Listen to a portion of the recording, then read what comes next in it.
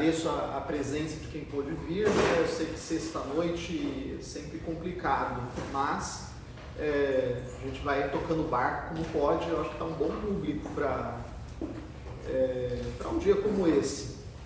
Então nós vamos dar sequência aqui. Para quem não me conhece, estou vendo aqui alguns rostos novos. Meu nome é Fábio Florencio, eu sou professor de filosofia e de sociologia e também tradutor nas horas vagas, né? Faço tradução de livros para a editora Eclésia e para a editora do Centro Dom Bosco, né?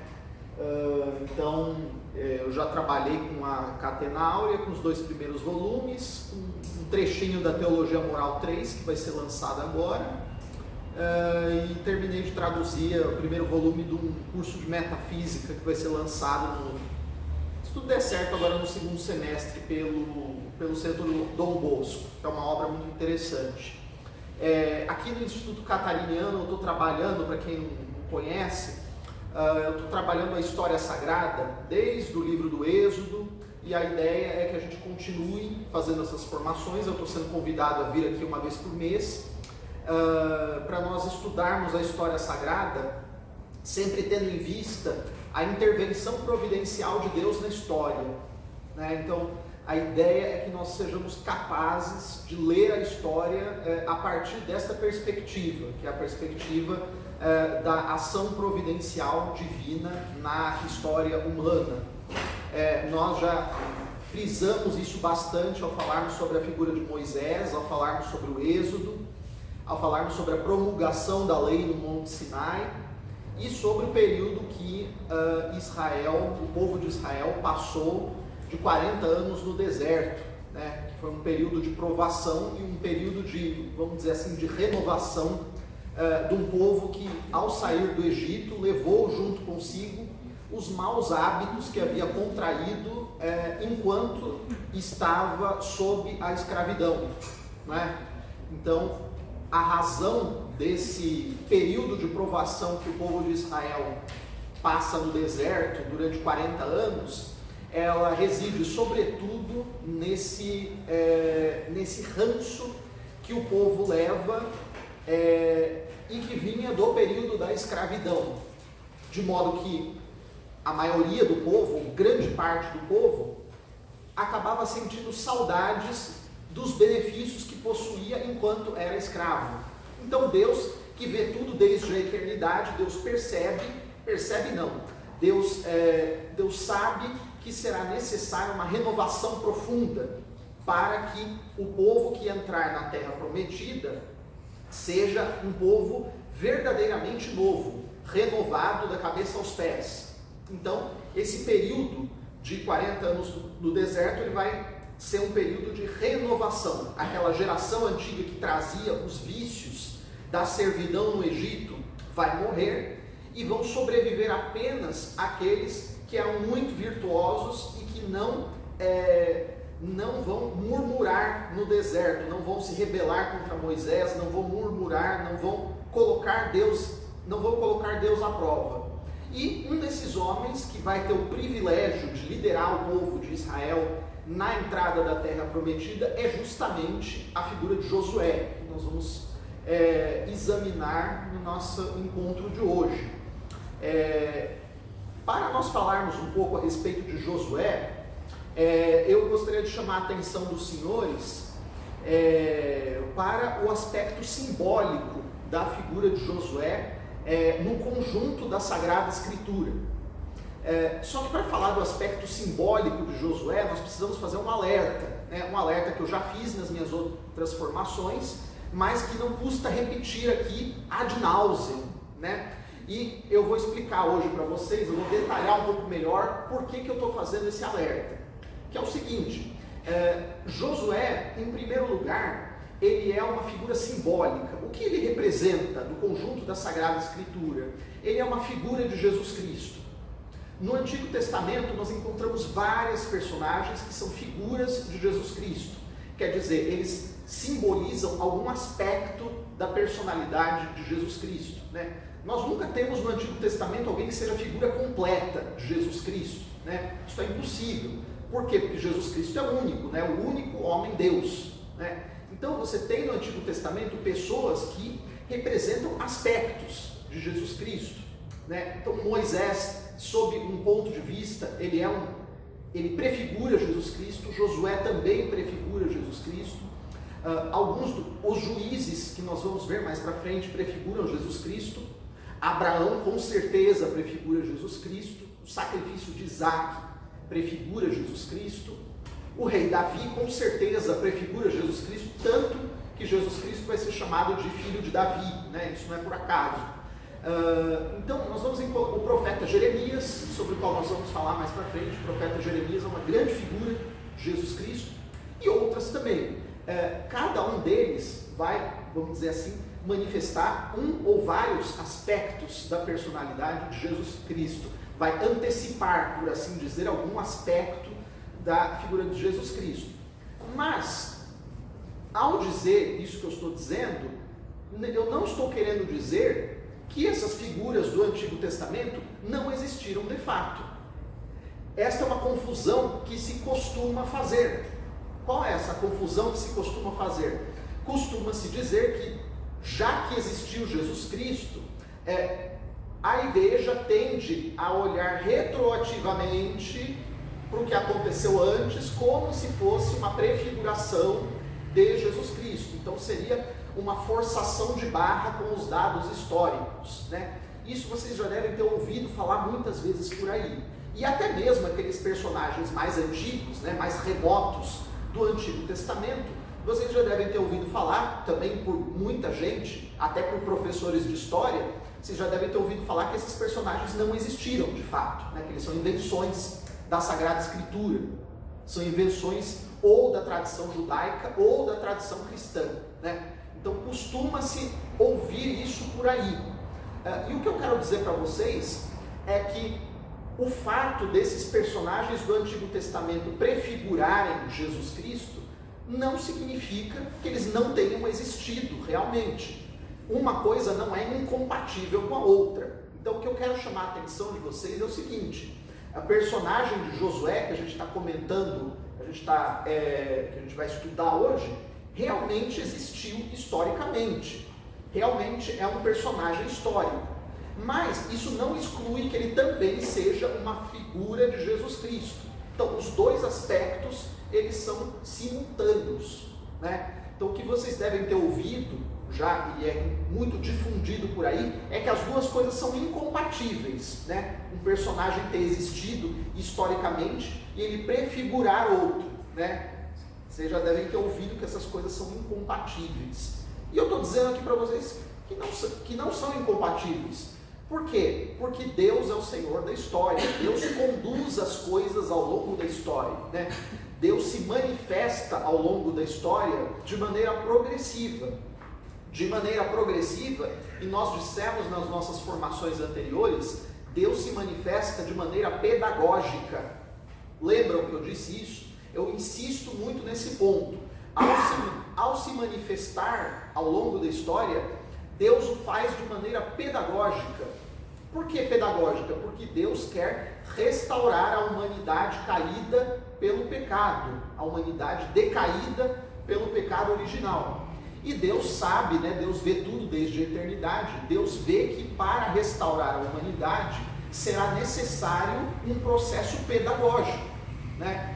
E esse processo pedagógico ele vai se desenrolando ao longo da história. Então Deus vai ensinando os homens progressivamente ao longo da história. Ele vai se manifestando e manifestando a sua ação progressivamente ao longo da história. E nós temos que ser treinados para fazer o quê? Nós temos que ser treinados para enxergar essa ação providencial de Deus na história. Por quê? Porque isso tem tudo a ver com a nossa vida espiritual. A nossa vida espiritual, o sucesso da nossa vida espiritual depende muito do quê? Depende muito de nós sabermos onde nós estamos pisando, de nós sabermos interpretar o mundo à nossa volta, de nós sabermos o que o mundo à nossa volta exige do cristão hoje em dia, né? Então isso é um interesse muito grande, isso é algo muito relevante para nós estudarmos história e para nós estudarmos a história dessa perspectiva, né? Essa perspectiva da história sagrada. Muito bem, então feito esse alerta, eu quero, antes da gente entrar propriamente no meio da história, eu quero mostrar para vocês da onde que vem esse preconceito que eu mencionei agora há pouco para vocês. Qual é esse preconceito? É dizer que os personagens do Antigo Testamento significam apenas algo simbólico e que eles não existiram de verdade, que a história que é narrada no Antigo Testamento não foi daquele jeito. De onde que vem esse preconceito? Aí eu quero mostrar isso para vocês, que eu não desenvolvi isso nas nossas formações anteriores. Esse preconceito ele vem do período iluminista. O período iluminista, pessoal, que começa no fim do século XVII, lá pelo 1680 e poucos, e termina com a Revolução Francesa em 1789, foi o período em que nasce a moderna ciência histórica. A moderna ciência histórica, prezados, ela vai ser criada por um sujeito alemão chamado Herder. Vou escrever aqui o nome dele.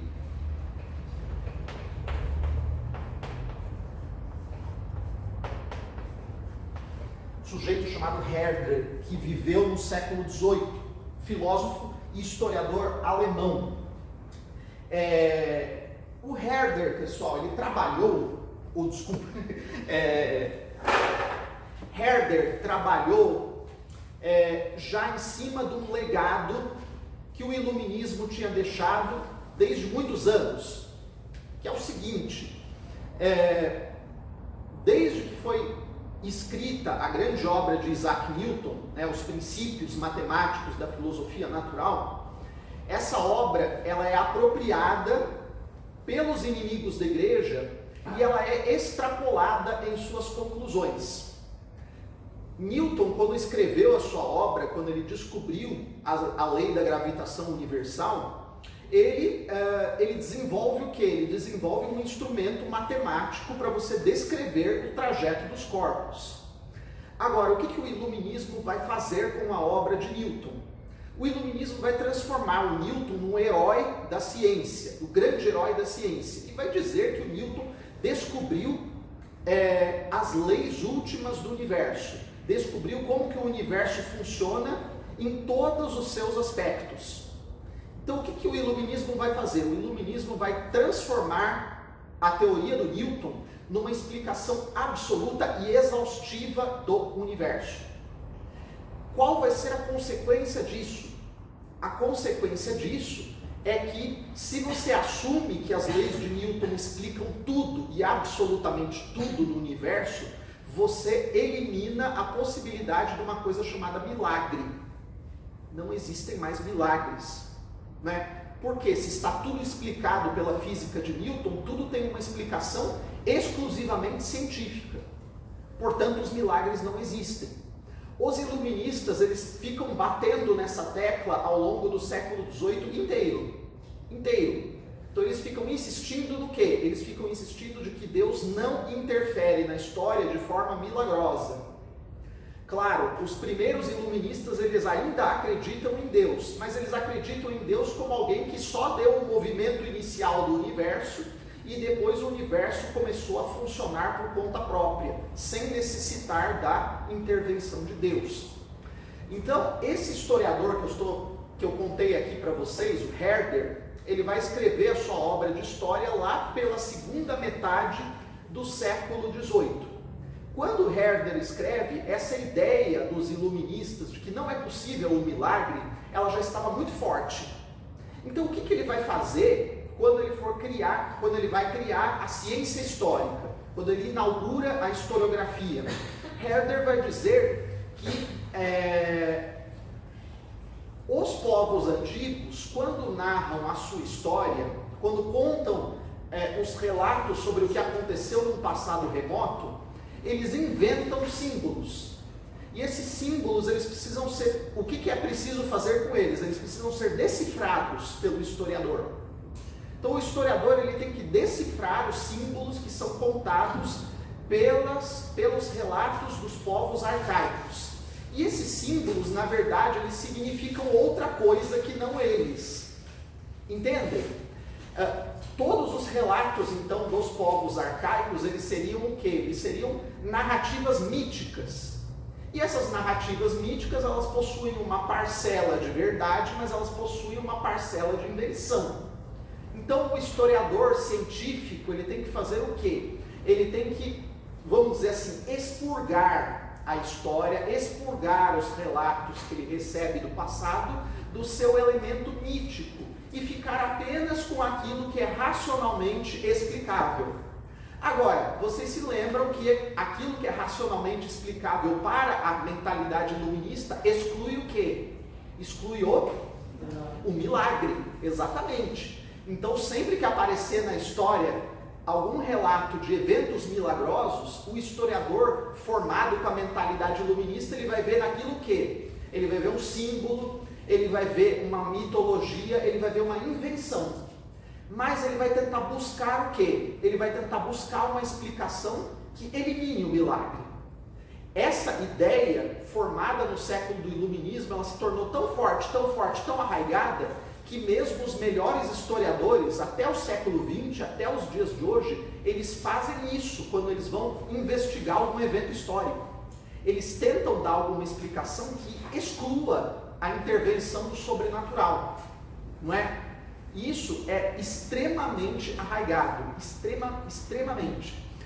E isso eu vou dizer para vocês uma coisa que vai chocar vocês. É o seguinte, isso é um verdadeiro atraso. Isso é um verdadeiro atraso do ponto de vista da boa historiografia, né? Por quê? Porque a boa historiografia, ela tem que ser capaz de narrar os eventos como eles realmente aconteceram. E a possibilidade do milagre é algo que pode ser provado cientificamente. Como que pode ser provado cientificamente? Isso nós deixaremos para outra ocasião. Mas eu já posso adiantar uma coisa para vocês. E isso qualquer pessoa que estudou um pouquinho de ciências naturais concordará comigo. Que é o seguinte, as leis de Newton, elas não são absolutas. O universo não é 100% explicado pelas leis de Newton. Há uma multidão de fenômenos no universo que não se explicam pelas leis de Newton. Elas não são absolutas. Então o iluminismo, ele faz o quê? O iluminismo faz um uso profundamente ideológico. Ideológico no mau sentido. Eu estou usando a palavra ideológico aqui no mau sentido, no sentido de ideia falsa. O iluminismo fez um uso profundamente ideológico da física de Newton, né? Um uso que o próprio Newton não gostaria de ver sendo feito. Eu não sei, talvez o Newton fizesse uso pior, né? Porque eu contei para vocês já em uma formação anterior que eu dei a respeito do tipo de coisa com que o Newton trabalhava, né? Mas não vamos comentar sobre isso hoje, vamos deixar para uma outra ocasião. Então, o que eu estou querendo dizer aqui? Eu estou querendo dizer que nós precisamos reintroduzir ao estudar a história a possibilidade e o fato mesmo da intervenção milagrosa de Deus na história. Isso é um fato.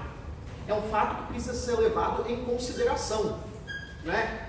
Então, quando nós estudamos história, quando nós estudamos os monumentos, quando nós estudamos os escritos que nós recebemos da antiguidade, etc., nós precisamos levar em conta a intervenção milagrosa de Deus na história. Isso é um fato, né?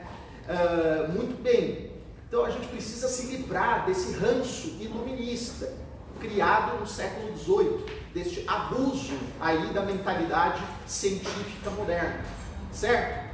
Então, dito isso, nós conseguimos o quê? Nós conseguimos mostrar, ou melhor, mostrar não, mas nós conseguimos deixá-los favoráveis a receber a ideia segundo a qual Josué é ao mesmo tempo um personagem histórico que existiu de fato e também é um personagem simbólico, no sentido de que ele representa, simboliza um aspecto da figura de Jesus Cristo que virá 1500 anos depois dele.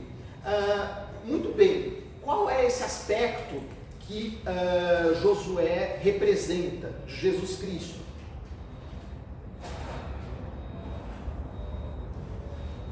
Josué representa de Jesus Cristo o aspecto guerreiro. o aspecto do vencedor dos inimigos. Jesus Cristo faz o quê? Jesus Cristo, ao ser crucificado, ele abre as portas do céu. Ele abre as portas do céu e ele desce a mansão dos mortos e leva um monte de gente para o céu, um monte de gente que estava esperando. E continua levando até hoje, continuará levando até o fim dos tempos. Do mesmo modo, mas num nível muito menor, Josué é aquele que conduz o seu povo para vencer os inimigos que ocupavam, impediam que eles se instalassem na terra prometida. Então Josué é o comandante militar que vai conduzir o povo na vitória contra os inimigos. Josué vai ser o comandante militar que vai vencer fisicamente os inimigos que bloqueavam a entrada do povo de Israel na terra prometida. Então, neste sentido, ele figura o grande vencedor do combate espiritual, que é Jesus Cristo, né? Jesus Cristo, ele vence não só os inimigos físicos, mas os inimigos espirituais também, né? Jesus Cristo, então, ele realiza num nível muito mais amplo aquilo que Josué realizou num nível material mais restrito, que foi a vitória militar, a vitória física sobre os inimigos que impediam a entrada do povo de Israel na terra prometida. Muito bem, então vamos retomar aqui o fio da meada de onde nós estávamos. Terminamos a nossa última formação na morte de Moisés. Ao morrer, Moisés faz uma coisa muito interessante, que também é uma prova, é um indício muito forte de que o relato dos primeiros livros da Bíblia é um relato autêntico e que deve ser crido, deve ser acreditado mesmo por historiadores que não tenham compromisso com a igreja. E esse fato é o seguinte: esse fato é que Moisés, ao morrer, ele faz um discurso para o povo. E ao fazer um discurso para o povo, o que Moisés diz ao povo? Moisés diz ao povo, entre outras coisas, boa parte das infidelidades que o povo cometerá no futuro. Moisés profetiza coisas muito negativas a respeito do povo de Israel, do que o povo fará no futuro. Então Moisés diz que o povo será infiel, diz que o povo se prostituirá para deuses estrangeiros. Ele fala coisas muito, muito, muito duras. Isto é um indício de autenticidade histórica. Por quê? Porque os historiadores de todos os povos, eles têm a tendência de fazer o quê, pessoal? Eles têm a tendência de tecer apenas elogios retroativos ao seu povo.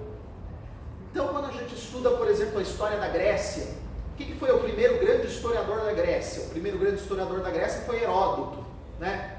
Heródoto, como ele conta a história da Grécia? Ele gosta de contar a história das glórias dos gregos, né? Heródoto, então, ele tenta figurar os gregos como um povo, como a sede de todas as virtudes. Quem é o grande historiador dos romanos? O grande historiador que nós consultamos para ter informações a respeito dos primeiros séculos de Roma é Tito Livio, né? Vocês já ouviram falar de Tito Livio? Tito Livio escreveu no século I antes de Cristo. A cidade de Roma, a gente sabe que foi fundada no século VIII antes de Cristo. Então Tito Livio, ele teria que dar informações, ele teria que nos fornecer informações de cerca de 600 anos antes do tempo que ele viveu. Agora, os historiadores modernos, eles são consensuais em dizer o quê? Eles são consensuais em dizer que muito do que Tito Livio conta a respeito dos primeiros séculos é falso. E por que é falso? É falso porque ele faz questão de só ressaltar aspectos positivos do povo romano. Então ele quer mostrar, como ele está vivendo no século em que Roma está se tornando a senhora do mundo, ele quer mostrar retroativamente que Roma tinha todas as virtudes necessárias para ser a senhora do mundo. Então os historiadores modernos, eles são consensuais em dizer, a gente não pode dar 100% de fé para Tito Livio. E a mesma coisa com Heródoto. Os bons historiadores modernos dizem, olha, a gente precisa relevar os relatos que Heródoto faz a respeito da história primitiva dos gregos. Por quê? Porque Heródoto, ele tem uma tendência a dizer muitas coisas positivas a respeito dos gregos, né? Então ele tem a tendência a querer mostrar que os gregos são superiores a todos os outros povos. Agora, quando a gente estuda os relatos feitos a respeito do povo de Israel na Escritura Sagrada, o que a gente vê? A gente vê uma enxurrada de profecias a respeito da infidelidade do povo de Israel.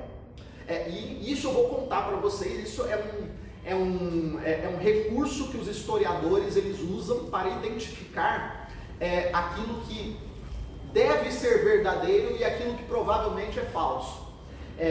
Esse recurso que os historiadores usam quando um autor tem a tendência a só falar bem do seu povo, o historiador deve desconfiar da fidelidade dele. Agora, quando um autor de um determinado povo conta aspectos negativos e coisas bastante demeritórias a respeito do povo ao qual ele pertence, isso deve ter algo de verdade.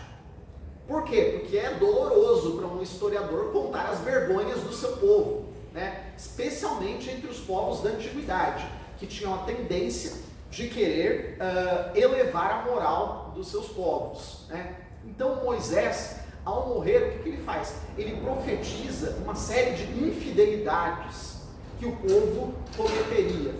E pelo simples fato disso estar narrado na tradição oral dos judeus, isso dá uma força probatória muito grande para esse relato, né? Por quê? Porque é um ponto fora da curva. Os historiadores eles tendem a dourar a pílula para o seu lado, né? Dentro da escritura sagrada hebraica, isso não acontece, né? É um ponto fora da curva. E isso aí chama muito a atenção. Muito bem, Moisés, então, ele profetiza várias coisas negativas a respeito do que aconteceria nos séculos seguintes. E, ao morrer, nós contamos aqui a história, né, de que Moisés, ele foi quase perfeito, né, mas que ele vacilou ali ao confiar em Deus naquele lugar em que ele tinha que bater na pedra para sair água, né, ele bateu 2 vezes na pedra, deveria ter batido só uma, então ele recebeu como punição de não entrar com o povo na terra prometida.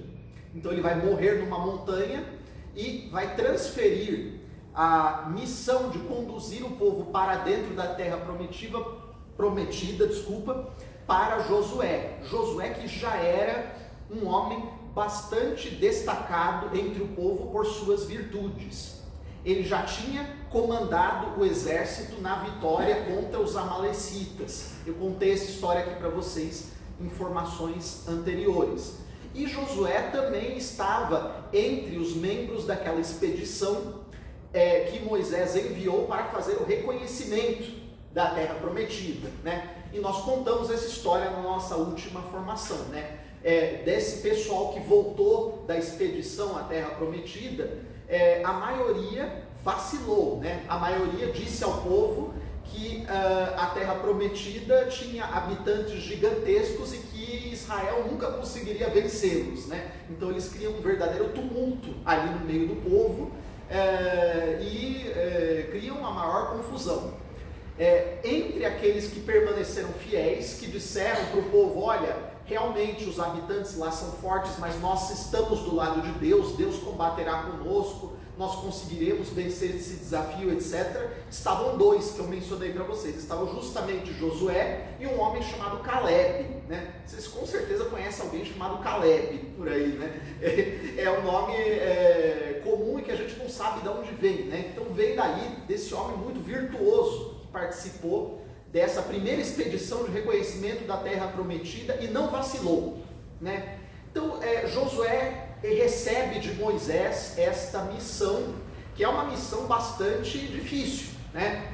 Eu disse aqui para vocês que a terra prometida, no tempo em que Israel vai deixar o deserto, ela estava ocupada por povos extremamente fortes do ponto de vista militar, povos que tinham cidades fortificadas, povos bastante numerosos e povos com costumes guerreiros bastante desenvolvidos. Por exemplo, muitos desses povos eles já sabiam utilizar o carro de guerra.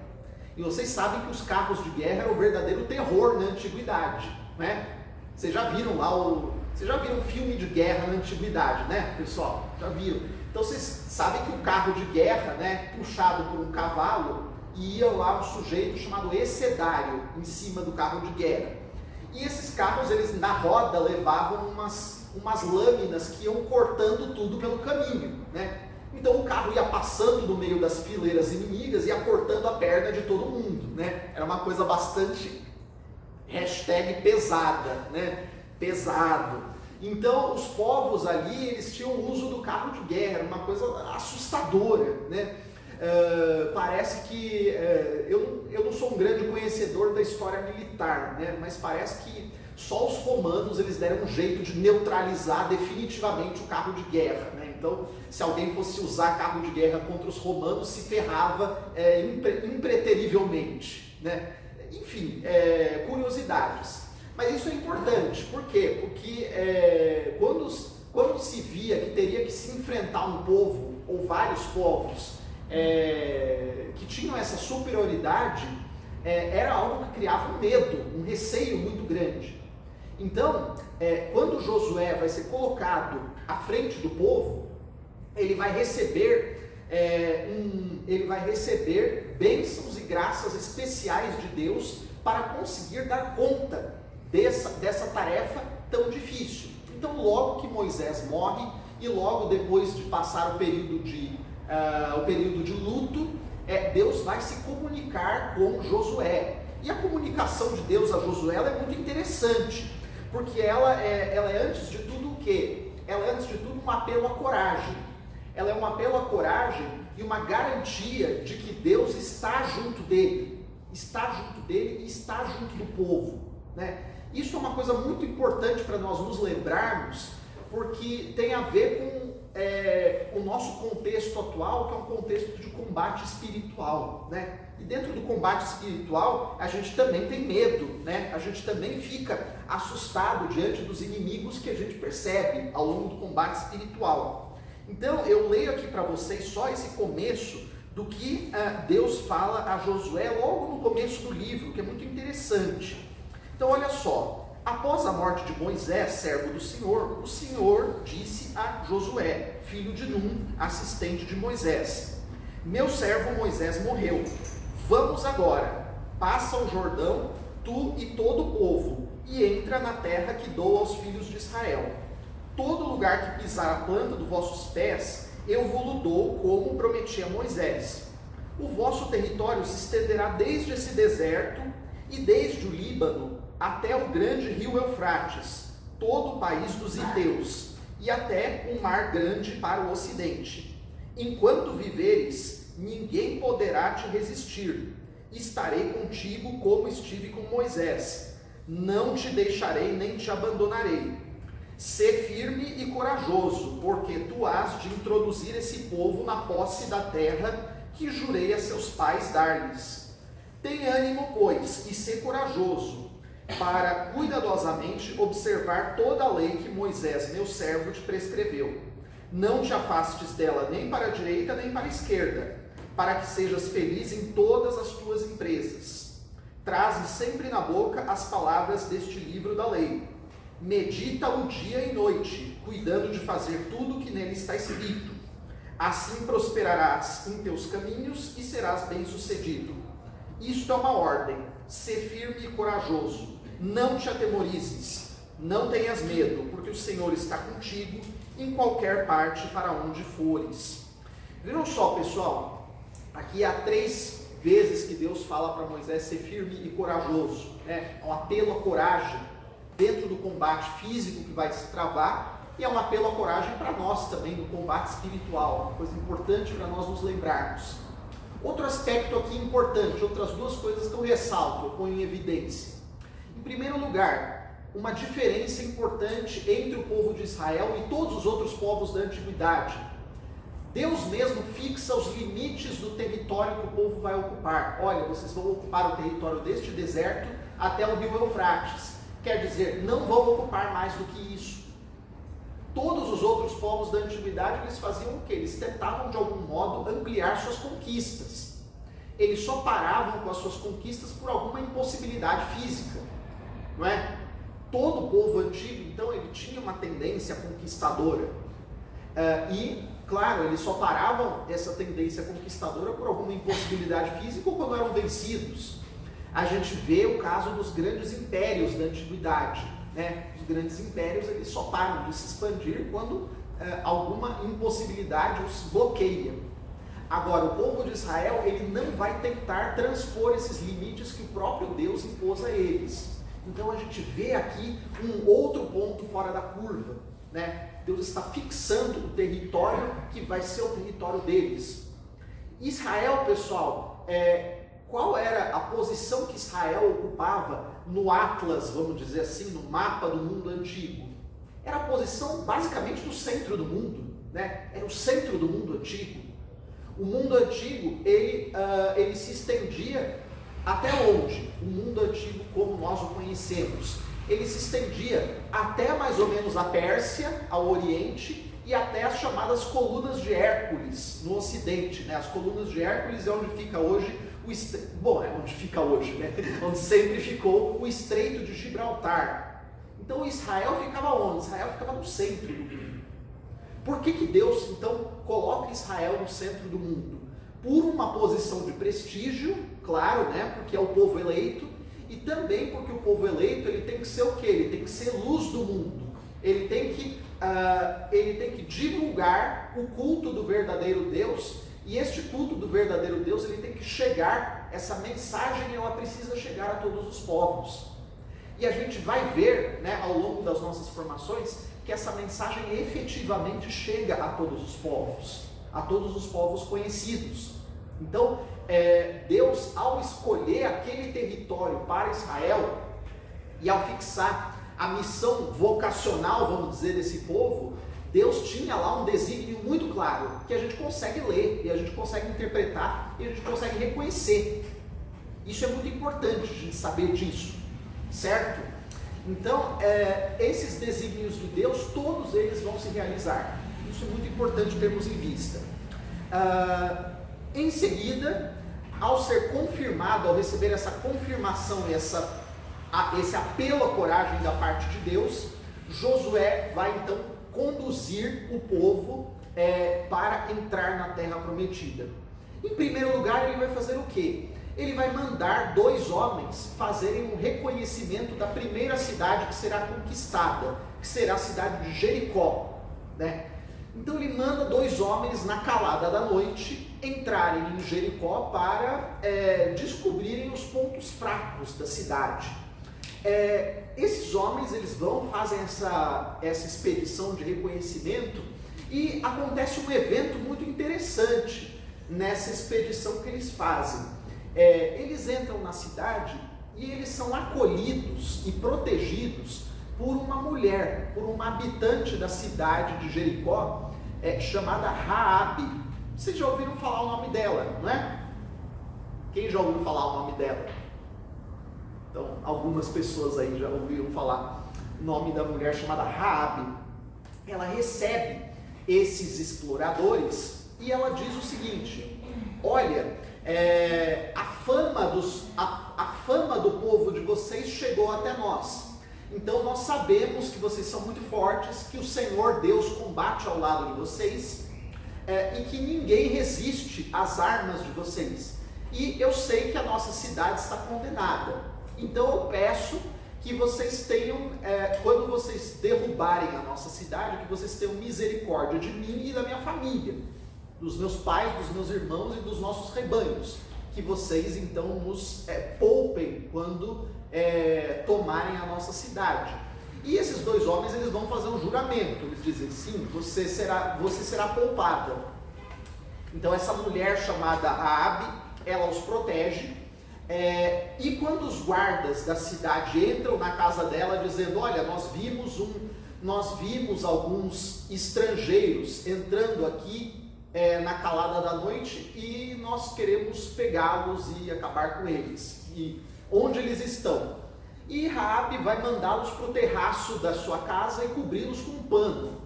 E aí ela diz: olha, eles entraram efetivamente aqui, mas eles subiram no terraço e pularam lá de cima e foram lá para as Campinas. Então, se vocês correrem atrás deles, eu acho que vocês ainda conseguem alcançá-los. Aí os guardas nem vão lá para o terraço e já correm lá para a Campina. Então, a Raabe chama esses homens de volta e diz: agora vocês podem ir. E aí eles vão embora, vão efetivamente embora.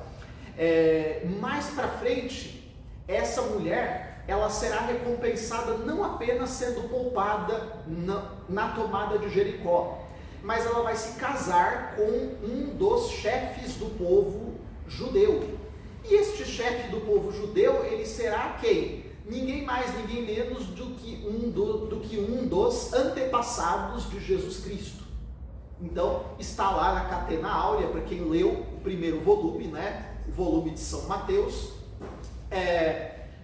onde conta a genealogia de Jesus Cristo, né? Que está lá no Evangelho de São Mateus. A Catena Áurea, ela comenta a respeito de cada um dos personagens que aparecem na genealogia de Jesus Cristo, né? E conta tudo que a tradição sabe a respeito de cada um, né? É um trecho muito didático da Catena Áurea. Recomendo muito que vocês leiam esse começo aí da Catena Áurea de São Mateus. E ali é contada a história do homem lá, se não me engano, chamado Salmão, que se casou com Raabe e os descendentes dessa união, eles vão dar em Jesus Cristo.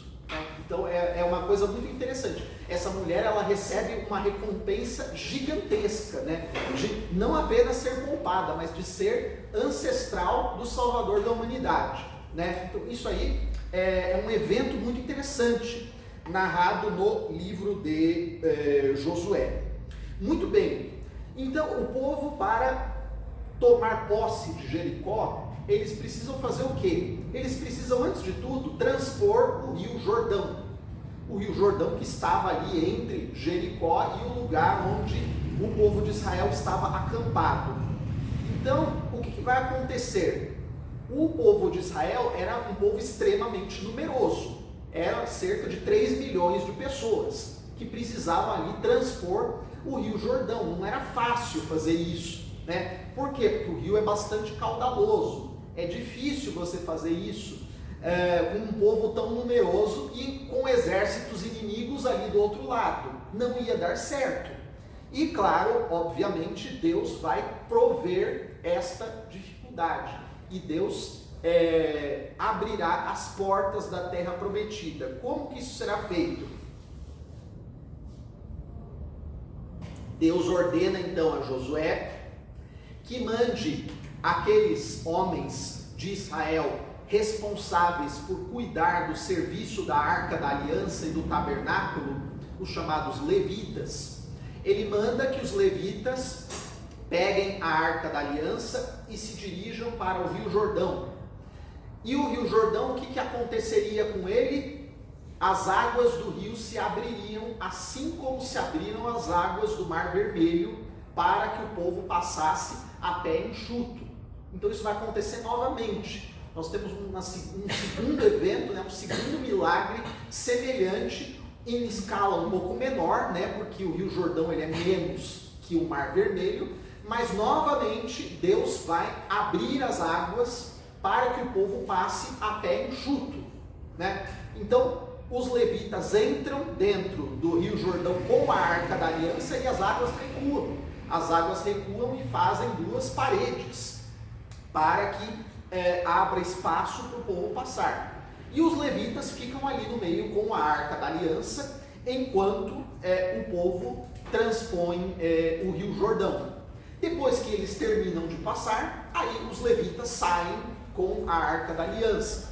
E o rio volta ao seu leito normal.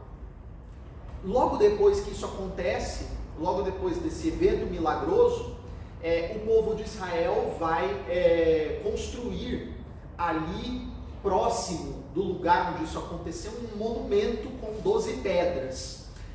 Esse monumento ele também tem um sentido simbólico, que também é narrado na Catena Áurea, que eu vou deixar para vocês lerem isso, não vou contar fica aí o convite para vocês adquirirem o livro e lerem. Mas o povo, como recordação, como memorial desse evento histórico, né, e desse evento histórico milagroso, eles constroem um monumento com 12 pedras, né, uma para cada uma das tribos de Israel. Muito bem, qual é a primeira coisa que o povo faz depois de passar o Rio Jordão? Qualquer comandante militar direto iria para o combate, não é? Por quê? Porque eles estavam ali expostos. Eles estavam todos ali expostos, então ou atacavam direto ou muito provavelmente teriam problemas. Mas Josué não vai levar o povo direto para a batalha. Ele vai fazer uma coisa muito importante, que também nos chama a atenção, né, para a verdade do relato histórico. Se fosse qualquer comandante militar, por uma exigência estratégica, ele teria que atacar rápido.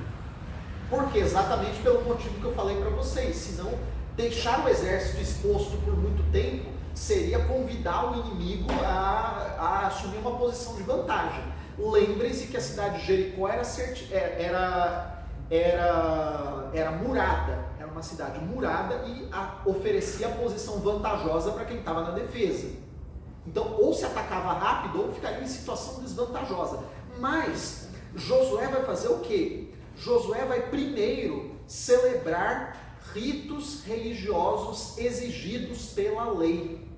Ele vai fazer isso antes de engajar seu povo na batalha. Então, primeira coisa que será feita será o ritual da circuncisão. O ritual da circuncisão